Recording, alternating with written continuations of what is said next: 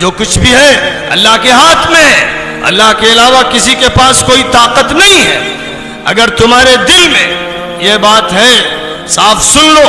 اگر تم یہ سمجھتے ہو کہ حالات نہیں بدلیں گے کیونکہ امریکہ طاقتور ہے، اگر یہ سمجھتے ہو کہ حالات نہیں بدلیں گے کیونکہ یورپ اور روس کے پاس اور چین کے پاس طاقت ہے، اگر تم یہ سمجھتے ہو کہ ہندوستان میں اکثریت کے پاس طاقت ہے اور یہاں ایک بڑی فوج اور پولیس ہے اس کے پاس طاقت ہے، حالات نہیں بدل سکتے، تو خدا کی قسم تم کافر ہو، تم مشرک ہو،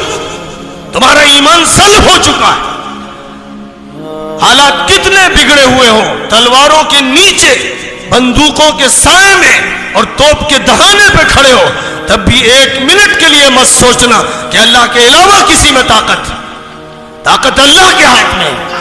جس وقت اللہ چاہے گا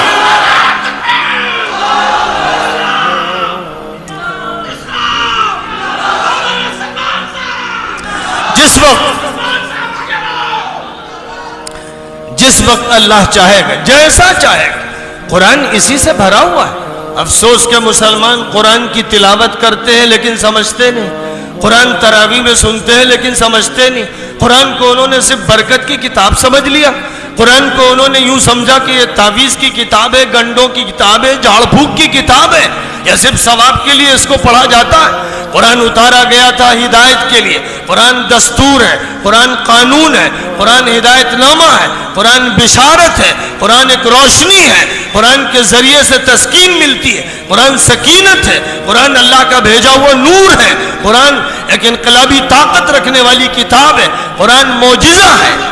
ایک معجزہ ہے۔ رسول اللہ میاں سے شکایت کریں گے، ہماری اور امت کی شکایت کریں گے کہ اے اللہ میری قوم نے قرآن کو چھوڑ دیا۔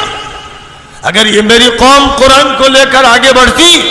تو جس طرح اس کو لے کر آگے بڑھے تھے ابو عبیدہ ابن الجراح اور خالد ابن الولید اور عمرو ابن العاص اور سعد ابن ابی وقاص اور